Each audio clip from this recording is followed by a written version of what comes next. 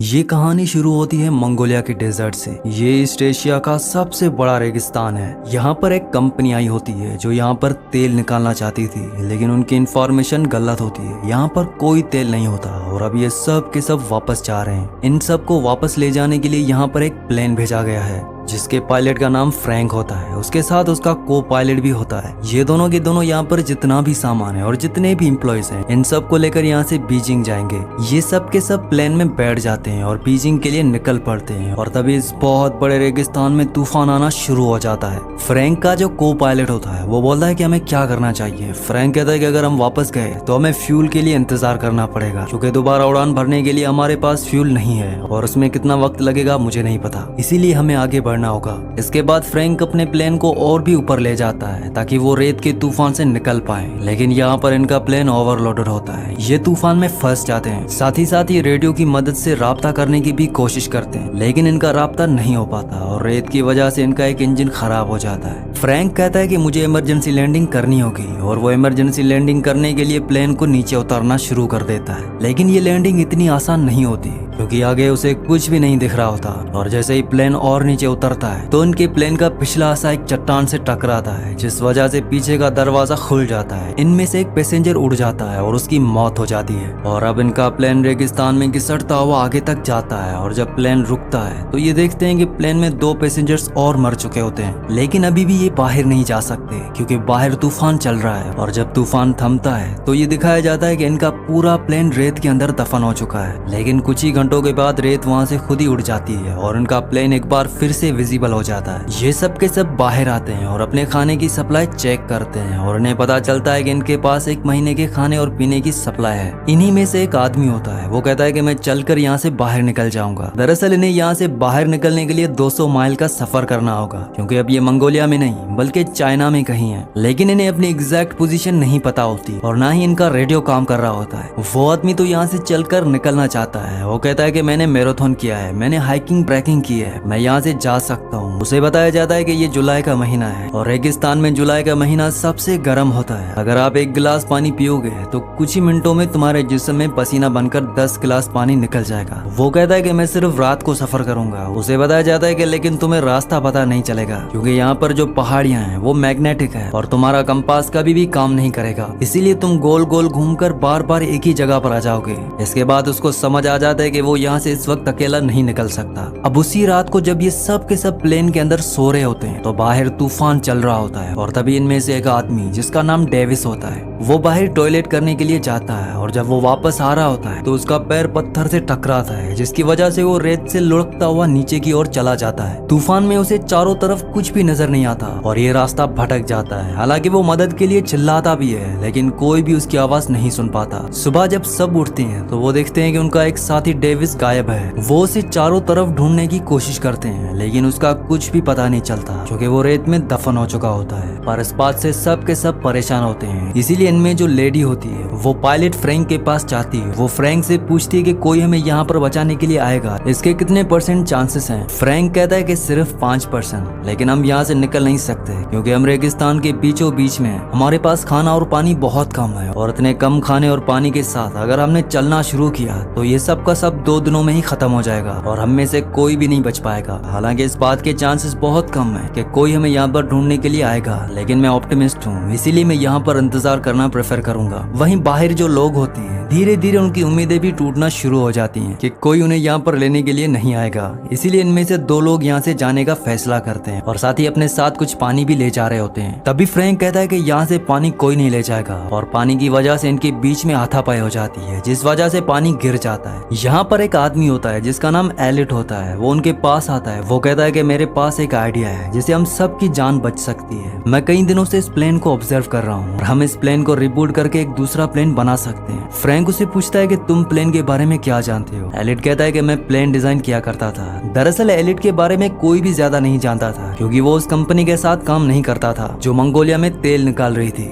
वो एक दिन वहाँ पर आए और उसके बाद से पिछले 2 सालों से उन्हीं के साथ था। यहाँ पर एलिट के बारे में जानने के बाद सब शॉक होते हैं, लेकिन साथ ही साथ अब उनके अंदर एक उम्मीद भी है और वो सब तैयार हो जाते हैं कि वो इस प्लेन को रिबिल्ड करेंगे। लेकिन फ्रैंक उनकी बातों से एग्री नहीं होता। वो कहता है कि ऐसा नहीं हो सकता वो उसके लिए साफ साफ मना कर देता है और अगली सुबह इनमें से एक, जिसका नाम जेम्स होता है, वो यहाँ से निकल जाता है। तब यहाँ पर जो लेडी होती है वो उसे ढूंढने के लिए जा रही होती है। फ्रैंक उसे रोकता है, वो कहता है कि मैं जाऊंगा, और फ्रैंक उसे ढूंढने के लिए निकल पड़ता है। वो उस पहाड़ी तक पहुंच जाता है जहाँ पर इनके प्लेन का एक पिछला हिस्सा टकराया था, और प्लेन से जो आदमी गिर गया था उस आदमी की लाश अभी भी वहाँ पर होती है, पर उसके जिस्म पर उसके कपड़े नहीं होते। वहाँ पर कुछ गोलियों के कवर भी होते हैं। ये देखकर फ्रैंक पूरी तरह से हैरान हो जाता है, और तभी वहाँ पर जेम्स आता है। जेम्स कहता है कि हमसे पहले यहाँ पर कोई आ चुका है, मैं यहाँ पर अपनी घड़ी लेने के लिए आया था जो इस आदमी से पोकर में हार गया था, पर अब इसके हाथ में वो घड़ी नहीं है। इसीलिए ये समझ जाते हैं कि यहाँ पर रेगिस्तान के स्मगलर्स आए थे जो उनके साथी के हाथ से घड़ी ले गए। साथ ही साथ यहाँ पर गोलियों के कवर्स भी होते हैं, क्योंकि उन लुटेरों ने इनके साथी के जिस्म पर अपनी गोलियां चलाकर निशानेबाजी की प्रैक्टिस की होती है। फ्रैंक जेम्स से वापस चलने के लिए कहता है, लेकिन जेम्स मना कर देता है। वो कहता है कि तुम दोबारा प्लान क्यों नहीं बनाना चाहते। फ्रैंक कहता है कि वो इसलिए क्योंकि मैं उन्हें झूठी उम्मीदें नहीं देना चाहता, ऐसा कुछ नहीं होने वाला। जेम्स कहता है कि इस दुनिया में हर एक इंसान प्यार चाहता है, और अगर हम किसी को प्यार नहीं दे सकते तो हमें उसे उम्मीद देनी चाहिए। अगर हम उसे उम्मीद भी नहीं दे सकते तो उसे वो करने देना चाहिए जो वो करना चाहता है। जेम्स की बातें सुनने के बाद फ्रैंक इन लोगों को प्लान बनाने में साथ देने के लिए राजी हो जाता है, बावजूद इसके कि उसे पूरा यकीन है कि प्लान नहीं बन सकता। ये दोनों के दोनों उस जगह पर आ जाते हैं जहाँ पर इनके बाकी साथी हैं, और अब ये सब मिलकर प्लेन बनाना शुरू करते हैं। ये दिन में काम नहीं करते क्योंकि यहाँ पर बहुत गर्मी होती है, इसीलिए पूरी रात काम करते हैं। पर इनकी परेशानी तब बढ़ जाती है जब एक रात को इनका वो फ्यूल जो इन्होंने आग जलाने और जनरेटर जलाने के लिए रखा होता है उस पर वेल्डिंग करते हुए चिंगारियां गिर जाती हैं और एक बहुत बड़ा ब्लास्ट होता है। हालांकि इस ब्लास्ट में किसी की जान नहीं जाती, लेकिन इनका सारा का सारा फ्यूल बर्बाद हो जाता है। अब इनके पास उतना ही पेट्रोल, मतलब कि उतना ही फ्यूल बचा है जिस पेट्रोल से ये यहाँ से निकल सकते हैं। ये अब इसका इस्तेमाल नहीं कर सकते, इसीलिए अब इन्हें रात को नहीं बल्कि दिन में काम करना होगा। और दिन में यहाँ पर बहुत ज्यादा गर्मी होती है, लेकिन ये हिम्मत नहीं हारते, ये दिन में काम करना शुरू कर देते हैं। और अब जब इन्होंने प्लेन को रिबूट किया है उसमें इन्हें एक विंग को जोड़ना है, और इनके पास एक ही मौका है। अगर ये विंग नीचे गिर गया तो ये कभी भी ऊपर नहीं आ सकते, क्योंकि इनके पास इतने भारी सामान को उठाने के लिए कोई भी क्रेन नहीं है। और अभी उसे धीरे धीरे ऊपर से छोड़ना शुरू करते हैं, लेकिन तभी वो जंजीर टूट जाती है जिसे इन्होंने उस विंग को होल्ड किया होता है। वो विंग बहुत तेजी के साथ नीचे की तरफ घिसटता हुआ जाता है और वो सीधा प्लेन से टकराता है। इस बात से सब हैरान हो जाते हैं। प्लेन के अंदर पहले से इनका एक साथी होता है जिसे उस विंग को एक बोर्ड से जोड़ना होता है, और तभी वो बाहर आता है। वो कहता है कि मैंने कर दिया। दरअसल जंजीर टूटने के बाद विंग जब फिसलकर प्लेन की तरफ गया था तो एग्जैक्ट उसी पोजीशन पर गया था जहां पर उसे जाना था, और इस विंग को जोड़ने के बाद इनके प्लेन का पूरा ढांचा तैयार हो चुका है। और सबको अब उम्मीद है कि ये यहाँ से फ्लाई करके निकल जाएंगे, इसीलिए ये नाचना और एंजॉय करना शुरू कर देते हैं। साथ ही साथ ये रेत भी हटा रहे होते हैं ताकि एक ट्रैक तैयार कर सकें और यहाँ से उड़ सकें। लेकिन ये सब इतना आसान नहीं है। एक दिन यहाँ पर इलेक्ट्रिक तूफान आ जाता है जिसमें बहुत सारी बिजलियां गिरना शुरू हो जाती हैं, और इनके जो प्लेन का विंग है उसके अंदर पेट्रोल है, इसीलिए वो सब वहाँ से भागकर दूर हो जाते हैं। लेकिन एलिट वहाँ से नहीं जाता क्योंकि वो किसी भी कीमत पर इस प्लेन को नहीं खोना चाहता। और जब उसके ऊपर बिजली गिरने वाली होती है तभी फ्रैंक उसे पकड़कर वहाँ से कूद जाता है, जिस वजह से उसकी जान बच जाती है, क्योंकि अगर एलिट को कुछ हो गया तो इनमें से कोई भी नहीं है जो प्लेन को पूरा कर सके। ये सब इस प्लेन का नाम फीनिक्स रखते हैं। फीनिक्स असल में इजिप्शियन माइथोलॉजी के हिसाब से रेगिस्तान का एक ऐसा परिंदा है जिसे बहुत ही पावरफुल माना जाता है, लेकिन इन्हें अभी भी फीनिक्स पर, मतलब कि अपने प्लेन पर बहुत काम करना है। अब धीरे धीरे इनका पानी भी खत्म हो रहा है। एक रात ये रेत की चट्टान से देखते हैं कि इनसे काफी दूर कुछ लोग हैं जो टेंट लगाकर वहाँ पर सो रहे हैं। असल में ये सब के सब स्मगलर्स होते हैं जो हथियारों के सप्लायर होते हैं, जो रेगिस्तान के रास्तों से हथियारों की सप्लाई एक कंट्री से दूसरी कंट्री में करते हैं। फ्रैंक कहता है कि हमें उनसे पानी की मदद मांगनी चाहिए, हालांकि एलिट मना करता है, लेकिन फ्रैंक और उनके कुछ साथी वहाँ पर उन लोगों से पानी की मदद मांगने के लिए जाते हैं। फ्रैंक और उसका साथी पत्थर के पीछे छुप जाते हैं ताकि अगर कोई भी खतरा हो तो वो पीछे से हमला कर दे। इनके पास गन भी होती है, और जब वो उन स्मगलर से पानी की मदद मांगते हैं तो उनमें से एक आदमी इन्हीं के एक आदमी पर गोली चला देता है। फ्रैंक और उसका जो साथी होता है वो पीछे से उन पर गोलियां चलाते हैं और उनके आदमियों को मार देते हैं, लेकिन एक स्मगलर वहां से भागने में कामयाब हो जाता है। हालांकि फ्रैंक के पास मौका था उसे पीछे से गोली मारने का, लेकिन वो गोली नहीं चलाता क्योंकि वो खूनी नहीं है। यहाँ पर जेम्स इन मरे हुए स्मगलर्स में से एक स्मगलर का हाथ में वो अपनी घड़ी देखता है जो उसके उस दोस्त के पास थी जिसकी प्लेन से गिरकर मौत हो गई थी। मतलब कि ये वही स्मगलर्स हैं जो पहले भी यहाँ पर आ चुके थे और इन्हीं स्मगलर्स ने इनके मरे हुए साथी के ऊपर गोलियां चलाई थी। मतलब कि ये बहुत ही खतरनाक स्मगलर्स थे। इनमें से एक स्मगलर बच जाता है, वो जख्मी होता है और ये सब उसे अपने प्लेन के पास लेकर आते हैं। हालांकि कुछ लोग चाहते हैं कि इसे मार दिया जाए क्योंकि इसने इनके साथी को मारा है, लेकिन फ्रैंक ऐसा करने से मना करता है और सबके बीच में आर्ग्यूमेंट हो रहे होते हैं। तभी एलिट उसे गोली मार देता है, जिस वजह से फ्रैंक और एलिट के बीच में आर्ग्यूमेंट्स होना शुरू हो जाते हैं। एलिट फ्रैंक को ब्लेम करता है, वो कहता है कि तुम पायलट थे, तुम्हारी वजह से हम यहाँ पर फंसे हैं और तुम्हारी वजह से हमारे एक साथी की जान गई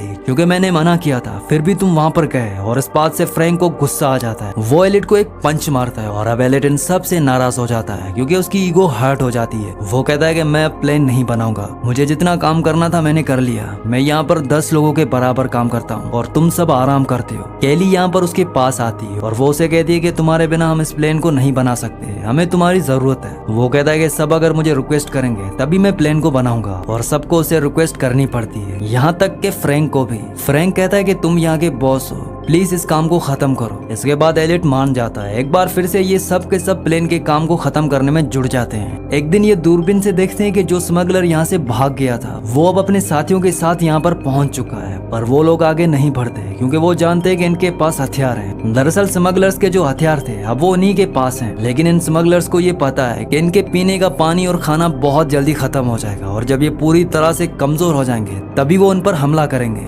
वहीं अब ये और भी ज्यादा जोरों शोरों से अपना काम करना शुरू कर देते हैं और इनका काम खत्म हो जाता है। और तभी फ्रैंक को एक मैगजीन मिलती है, इसमें कई सारे प्लेन्स के मॉडल होते हैं और इन्हीं मॉडल्स को देखकर एलिट ने इस प्लेन का मॉडल बनाया होता है। और यहाँ पर यह सबको पता चलता है कि एलिट जो प्लेन्स बनाता था दरअसल वो बच्चों के प्लेन्स थे, वो छोटे छोटे मॉडल्स बनाया करता था। हालांकि वो उड़ने वाले होते थे, लेकिन आज तक कभी भी उसने एक बड़ा प्लेन नहीं बनाया। इस बात से सबको गुस्सा आ जाता है, खास तौर पर अयान को। वो एलिट के सर पर गन तान देता है। वो कहता है कि इतने हफ्तों से तुम हमें बेवकूफ बना रहे हो, ये प्लेन कभी नहीं उड़ने वाला क्योंकि तुमने आज से पहले कभी भी उड़ने वाला इतना बड़ा प्लेन नहीं बनाया। लेकिन एलियट को पूरा यकीन होता है, वो कहता है कि ये प्लेन उड़ेगा। हालांकि हम छोटे प्लेन्स बनाया करते थे लेकिन वो रिमोट कंट्रोल वाले हुआ करते थे, उनमें बैलेंस की ज्यादा जरूरत होती है। फ्रैंक अयान को रोक देता है और तभी यहाँ पर तूफान आना शुरू हो जाता है और जब हवाएं तेज होती हैं तो जो प्लेन इन्होंने इतने हफ्तों की मेहनत से बनाया होता है वो हवा में अपने आप ही हल्का हल्का उठना शुरू हो जाता है। और ये देखकर सब समझ जाते हैं कि ये प्लेन उड़ेगा। उनके दिल में जो उम्मीद खत्म हो चुकी थी एक बार फिर से वो जाग उठती है, लेकिन ये रेगिस्तान का तूफान होता है जिस वजह से प्लेन पूरी तरह से रेत में ढक जाता है। तूफान खत्म होने के बाद सब के सब हताश हो जाते हैं क्योंकि इन्हें अभी भी यकीन नहीं है कि ये प्लेन इन सबको लेकर यहाँ से उड़ सकता है। लेकिन फ्रैंक कहता है कि हम सब ने इसे मेहनत से बनाया है और इसे हम यहाँ से उड़ा कर ले जाएंगे। ये सब के सब प्लेन को रेत से निकालते हैं और खींचते हुए उस जगह पर ले जाते हैं जहाँ पर रेत नहीं होती। इसके बाद ये प्लेन को स्टार्ट करते हैं। प्लेन स्टार्ट होता है लेकिन जल्दी बंद हो जाता है। ये कई बार ट्राई करते हैं और फाइनली इनका प्लेन स्टार्ट हो जाता है। प्लेन के इंजन की आवाज सुनकर जो स्मगलर्स होते हैं वो उनकी तरफ आने लगते हैं। वो घोड़ों पर अपनी गन्स लेकर इन्हें मारने के लिए इनकी तरफ आ रहे होते हैं। ये सब के सब प्लेन के ऊपर चढ़ जाते हैं और विंग के साथ लटक जाते हैं। दरअसल इनके प्लेन का डिजाइन ऐसा होता है कि उसके अंदर बैठने के लिए किसी के लिए कोई भी जगह नहीं होती। उन्होंने एक बहुत बड़े हवाई जहाज से एक छोटा प्लेन बनाया है और अब इनका प्लेन रनवे पर आगे बढ़ना शुरू हो जाता है। पीछे से स्मगलर्स इन पर लगातार गोलियां चला रहे होते हैं लेकिन इनमें से किसी को भी गोली नहीं लगती और तभी इनका रनवे खत्म हो जाता है। स्मगलर्स को लगता है कि ये सब मारे गए हैं, लेकिन अगले पल ही इनका फिनिक्स उस खाई से उड़ता है और वो आसमान में उड़ना शुरू कर देता है। ये सब के सब इससे बहुत खुश हो जाते हैं क्योंकि इतने हफ्तों से जो उन्होंने मेहनत की थी वो मेहनत इनकी कामयाब हो चुकी है। और इस तरह से ये सब मौत के मुंह से, खतरनाक रेगिस्तान से जहाँ से निकलना नामुमकिन है, वहाँ से निकल जाती है। और लास्ट में हमें इन सब की फोटोज दिखाई जाती है। ये सब के सब अपनी फैमिली के साथ अपने काम में खुश हैं। फ्रैंक और उसका को पायलट अपनी खुद की एयरलाइंस खोल लेते हैं जिसका नाम वो फिनिक्स रखते हैं। और एलिट की फोटो एक मैगजीन में छपती है जिसमें क्वेश्चन मार्क के साथ लिखा होता है नासा की नई उम्मीद, मतलब कि वो अब नासा के लिए काम करता है। इसी के साथ इस मूवी का एंड हो जाता है। अगली कहानी आप किस मूवी पर सुनना चाहते हैं मुझे नीचे कमेंट्स में जरूर बताना। और अगर ये वीडियो आपको पसंद आई हो तो इस वीडियो को लाइक कर देना और मजीद ऐसी वीडियोस देखना चाहते हो तो इस चैनल को सब्सक्राइब लाजमी से कर दें।